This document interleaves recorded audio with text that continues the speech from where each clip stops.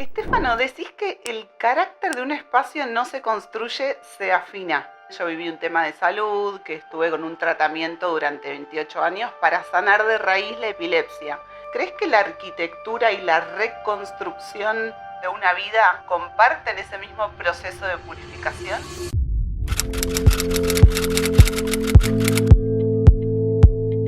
El espacio construido no es decoración, es un organismo vivo que modela nuestro sistema nervioso cada segundo. Bienvenidos a Camila Taday, arquitecta del bienestar, un lugar donde investigamos una idea que es fundamental. Los espacios que habitamos terminan habitándonos a nosotros. Acá no maquillamos fachadas, reformamos la estructura interna. Pasamos de proyectar edificios a reconstruir identidades tras un colapso. Hoy se sienta frente a mí un arquitecto de la esencia. Él es italiano. Su trabajo en la alta cultura del diseño de Barcelona y los premios Delta, entre otros, avalan su rigor. Arquitecto, diseñador, pensador del espacio. Bienvenido, Stefano Colli. Gracias a vosotros.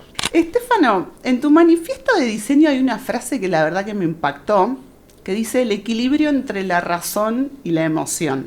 Y desde la neuroarquitectura sabemos que el cerebro no separa lo que piensa de lo que siente, y un espacio cuando está caótico, y lo analizamos desde, como arquitectos o desde la arquitectura del bienestar, activa lo que es la amígdala, llevando la hormona, activando el cortisol, que es la hormona del estrés, al cuerpo.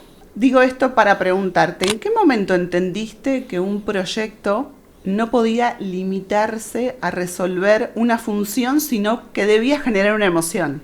Yo creo que mucho antes de hablar de neuroarquitectura, de la cual desconozco y los principales temas, pero oigo en clase, por ejemplo, que está muy de moda y se habla mucho de él.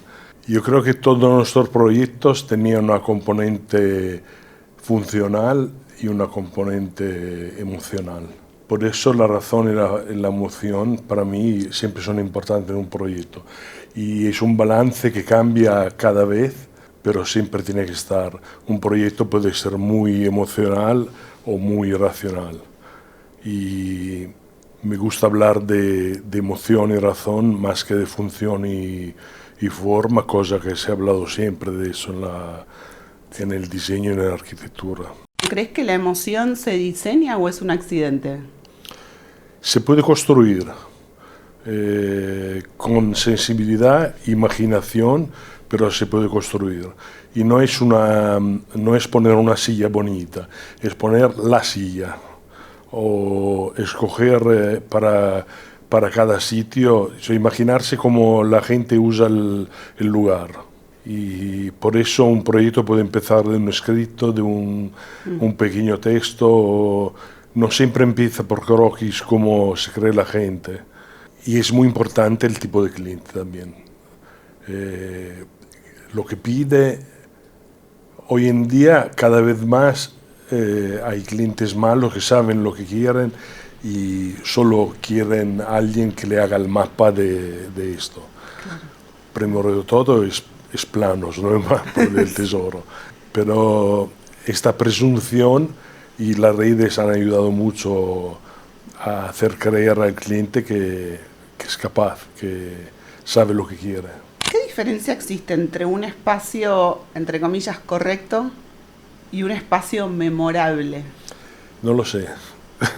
es algo que se siente, es un espacio correcto, es un espacio donde estás bien, donde te sientes a gusto, y en cambio entras en casas o en restaurantes donde esto no está. Está simplemente un foco para iluminar, no para poder estar hablando y estar cómodo. Pasando un poco a este tema de, cómo se siente uno, ¿no?, cuando habita un espacio construido. Desde la neuroarquitectura sabemos que el cerebro lee constantemente el entorno de forma invisible. La luz, las proporciones y los materiales también impactan directamente en lo que es nuestra salud mental, Aunque la mayoría de personas, a veces me pasa, quizás a vos también, que no lo notan, clientes. Entonces, cuando vos entrás personalmente a un espacio, vos, Estefano, ¿qué señales biológicas o fenomenológicas te indican que ese lugar te genera un bienestar real? Creo que los materiales tienen que ser sinceros y nobles. Tienen que representar de forma sincera el lugar donde están. Y tienen que, siendo nobles, tienen que envejecer bien, tienen que tener una historia. O sea, no creo que los materiales nuevos son mejores que los viejos, o los viejos recuperados tienen que ser mejor que los nuevos. Pero cuando utilizamos un porcelanato, imitación a madera, es un porcelanato. Quizá vale la pena buscar un porcelanato que se vea que es un porcelanato, no imitación a madera. ¿Puede la arquitectura reducir la ansiedad y el estrés urbano? Podría, ¿por qué no? No lo sé, ojalá. Cada vez que vamos a cenar en uno de los proyectos que hemos hecho últimamente, el Masnou, toda la familia dice que se siente muy bien en ese lugar y los amigos están muy cómodos.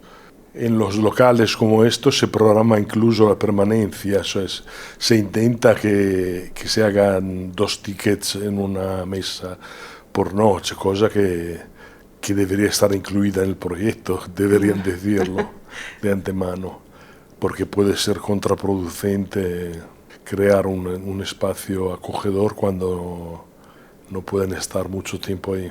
Es que son, claro, muchísimos puntos a tener en cuenta, no es solo el material, sino que... Y sobre todo son puntos abiertos que al cabo de un tiempo se maduran, que van cambiando. Por ejemplo, han retirado la zona de pizzas de horno para meter un horno para carne y aumentar el valor del gasto. Wow. Está muy bien. O sea, es un proceso, es un proyecto en curso, abierto. Nunca se acaba de cerrar del todo. Y está muy bien cuando te piden consejo al cabo de unos años. Hacemos un servicio postventa, digamos, gratuito, pero nos interesa estar ahí escogiendo un cenicero o pudiendo opinar sobre un cambio posible del local. Claro, viviéndolo también, ¿no? Claro. ¿Existe una relación directa entre lo que es como esa claridad espacial y la claridad mental? No lo sé. No lo sé. Los espacios los hacemos confortables para que la gente los use y esté en ellos bien, cómodo. Y a veces reconstruimos una historia que no está. Por ejemplo, aquí estamos en viendo el restaurante las imágenes. El Masnou del Masvel, intentamos reconstruir una masía que fue en su momento la primera masía del pueblo y descubrimos que mucha gente había hecho ahí el bautizo, la comunión, o que era un lugar famoso del pueblo. Y encontramos este suelo, no se sabe hasta qué punto los elementos estaban o se han añadido. Hemos añadido cerámica de la Bisbal, que es local, hemos añadido un suelo en tierra que no estaba, pero había estado, o sea, estaba cubierto y en los almacenes estaba todavía magnífico. Con esta disposición. Hemos mantenido los tornos de aceite que estaban y hemos construido un espacio alrededor de lo que había. Sí, como sostenible, ¿no? El sistema. Sí, no... Las mismas paredes se pintaron de blanco para higienizarla, pero un lugar que existía ya, estaba maltratado, pero existía. Había que sacarlo a la luz. Claro. Estefano, decís que el carácter de un espacio no se construye, se afina. Y al leerte pensé automáticamente en la resiliencia, más lo llevo a un tema personal. Yo viví un tema de salud, que estuve con un tratamiento durante 28 años para sanar de raíz la epilepsia. Entonces sé que tras una crisis nadie vuelve a ser quien era antes pero sí podemos afinarnos y volvernos más esenciales. Entonces mi pregunta es, ¿crees que la arquitectura y la reconstrucción de una vida comparten ese mismo proceso de purificación? Desde luego. Hay muchos clientes que quieren que un lugar sea como tiene que ser y te dicen inmediatamente, o sea, insisto que no se crea, sino es una cuestión de sintonía fina que hay que buscar en varios elementos donde cuáles tienes que actuar y cuáles no.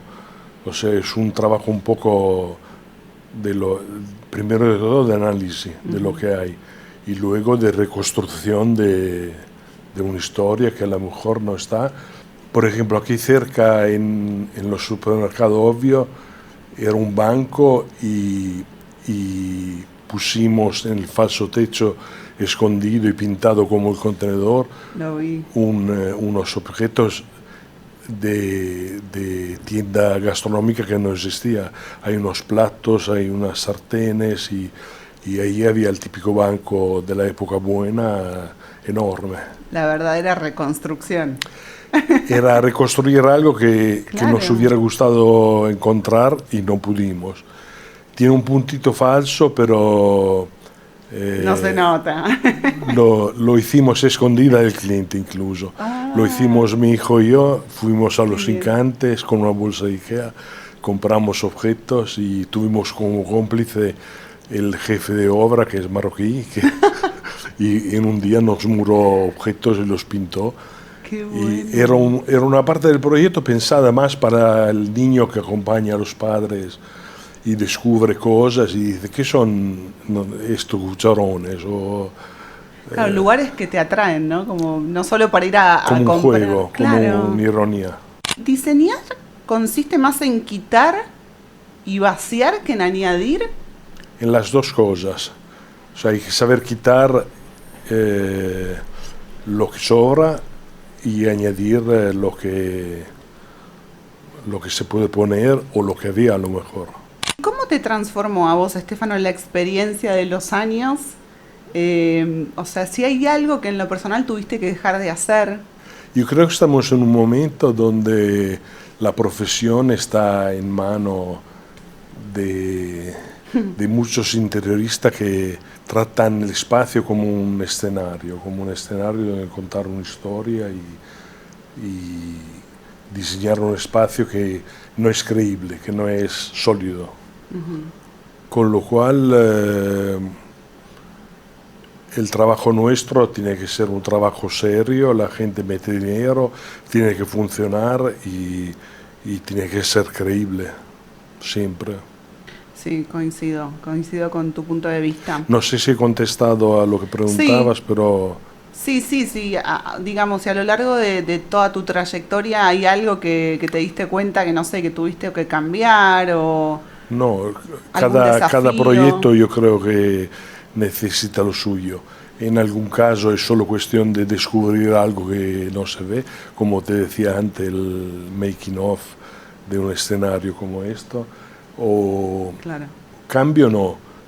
Diría que cada proyecto necesita su forma de Es como, bueno, yo por lo ser menos- proyectado. Claro, como que cada proyecto también tiene su propio desafío, ¿no? Es como educar a un hijo.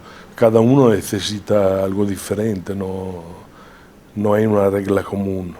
Hoy en día vivimos hiperconectados, hiperestimulados, pero la soledad urbana y el agotamiento son una epidemia silenciosa. Y a veces las personas caminan a oscuras en sus propias casas. Y te hago una pregunta más humana que profesional. ¿Qué responsabilidad tiene la arquitectura frente a este sufrimiento contemporáneo? O sea, me refiero cuando una persona llega a su casa, que está quizás angustiada, agotada. ¿Qué puede hacer un espacio por esa persona? Yo creo que mucho. La calidad del espacio es algo que no se le da la importancia que puede tener para la salud y el bienestar de las personas. Y esto afecta tanto a las viviendas a las casas donde se pasa tiempo, pero también a los lugares de trabajo donde se pasa más tiempo muchas veces que en casa, con lo cual el diseño de un espacio de trabajo correcto está pensado no solo para quien viene de fuera, las visitas, para manifestar músculo empresarial, sino se regala, se dona una calidad a la gente que pasa ahí su día, sus horas. Tal cual, el espacio de trabajo es donde más tiempo solemos pasar también. Y tiene que ser una afinidad importante con la marca, es un tema de identidad, de afinar esta identidad. No sé, en el caso de Marcet pensamos cómo se usaba el espacio externo y era un polígono cualquiera, sin alma. Claro. Hicimos jardines y descubrimos que Precioso. las plantas que se veían en la slide anterior, Sí. estos jardines se hicieron con un paisajista y se abrieron ventanas donde no había, para que la gente esté en contacto Con la naturaleza. con el fuera. Estas plantas ahora están en el almacén, vienen de una feria y se ha descubierto que el jefe de almacén había sido jardinero y cuida las plantas para mandarla otra vez en feria. Ay, qué a un bien. stand. Pero se abrieron estas dos ventanas y se recibe luz natural para mantener estas plantas vivas como en una tienda de plantas o de flores, una floristería. Y además de las plantas, las personas, ¿no?, que están ahí. Y la persona que está ahí, que hemos descubierto que jardinero, se le asigna un encargo nuevo que le hace muy feliz. Claro. Y disfrutan de las plantas los montadores de la nave, cada día el almacén. Stefano, ¿sentís que hay una diferencia, o mejor dicho, qué diferencia habría, según tu punto de vista, entre un espacio bonito y un espacio que protege realmente la mente, ¿no? Yo lo asocio también un poco con esta visibilidad de la luz natural, las plantas. ¿Qué diferencia verías entre algo bonito y algo que realmente te ayuda a estar bien mentalmente también? El espacio simplemente bonito Claro. acaba siendo no creíble y no verdadero. En cambio, nos gusta construir espacios sólidos, espacios que parece que hayan estado ahí toda la vida y que están hechos para la gente que los habita, ¿no? Esto es el máximo del logro en un proyecto, no lo bonito, sino el hecho que hace sentir bien la gente que lo vive. Bueno, sabemos que para comenzar a dar el cierre de este hermoso encuentro, que la arquitectura no trata solamente de construir lugares, sino que también trata de construir experiencias humanas. Y Stefano, si tuvieras que dejar una sola semilla, una sola enseñanza a las nuevas generaciones de arquitectos y de arquitectas, ¿qué les dirías? De ser sinceros, de hacer las cosas como son, no querer hacer más de lo que en realidad es. El obvio tenía como referencia las antiguas tiendas de venta a granel, ¿no? Y estaban muy cerca, estaban aquí en el Bor, y ya no están. No se sabe bien por qué, pero no están. El Banco Madrid se construyó una imagen de la nada, pero parece que sea una entidad que funciona desde hace tiempo. Y después pasa con el tiempo que hay negocios que pierden, como este, que ya no existe, y que por motivo político se ha cerrado, y pierdes un hijo. No, has construido algo que no ha servido, o has contribuido a cerrar un negocio. También hay casos en los cuales hay una responsabilidad. Totalmente. Y en caso lo sientes, nos ha pasado, que con menos era suficiente. Bueno, también es la experiencia, ¿no? Que vas aprendiendo Sí. con el tiempo. En una tienda de vinos en Sitges hicimos una tienda demasiado bonita y comunicaba un precio del vino que no era. Salió un wallpaper, para nosotros era un gran proyecto, pero para el dueño nos dijo que al final la gente no entraba porque pensaba que era carísima.